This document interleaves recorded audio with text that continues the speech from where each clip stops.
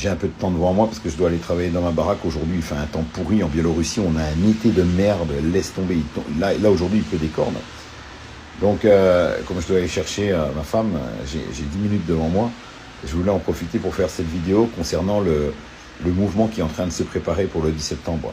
Pour ceux qui me connaissent, et même si je vous avais dit que j'avais arrêté TikTok, je suis désolé, j'ai au fond de moi ce besoin de je ne sais même pas comment vous expliquer. Vous savez, il y en a, ils m'ont dit, Fred, tu fais les vidéos uniquement, c'est pour la monétisation. Ce qui t'intéresse, c'est le pognon. Tu sais, ce mois-ci, sur TikTok, j'ai fait peut-être, je sais pas, 600-700 000 vues. C'est pas énorme pour certains, mais pour d'autres, c'est déjà beaucoup. J'ai à peine fait 200 €. Alors tu vas me dire, c'est bien 200 €. Bien sûr que c'est bien, je crache pas sur l'argent. Je suis pas quelqu'un qui crache sur l'argent. Pour moi, ne serait-ce que 20, 30 €, c'est de l'argent. Je ne fais pas partie de ceux qui disent, laisse tomber, c'est 20 €, de la merde. Non.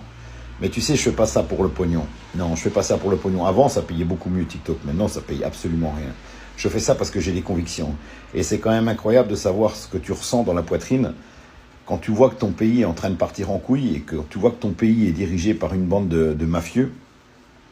Eh ben, ça te donne... C'est comme quand tu arrêtes de fumer et que tu rechutes.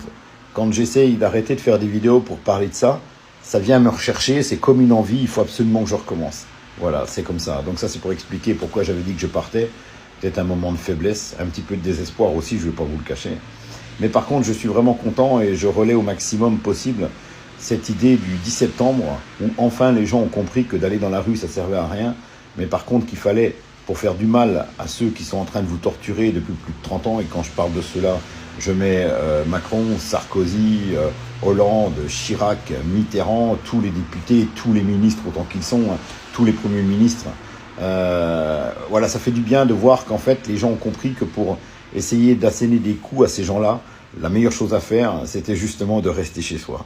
Et que ça, tout le monde peut le faire. Et que vous risquez pas grand-chose. Votre patron ne va pas vous foutre dehors parce que vous avez manqué 1 ou 2 jours de travail par mois. Au début. Et s'ils ne comprennent pas, ça sera peut-être 1 jour de travail toutes les semaines. Et là, je pense que déjà 1 jour de travail toutes les semaines, ça va leur faire du mal. De toute façon, la solution, c'est ce Bayrou qui l'a donné. Apparemment, il serait capable de récupérer beaucoup de pognon en supprimant ne serait-ce que 2 jours de vacances, 2 jours de congés, 2 jours fériés. Donc si 2 jours de fériés sont capables de ramener beaucoup de fric dans les caisses de l'État, autant vous dire que si vous n'allez pas travailler ne serait-ce que 2 jours par mois et que vous faites ça tous les mois, je pense qu'ils vont commencer à paniquer, ils vont se dire « Merde, comment on va faire ? On dépend entièrement d'eux, nous, pour vivre confortablement. » Hein ? Bon, voilà. J'espère que ça va se faire. Du fond du cœur, j'espère que ça va se faire.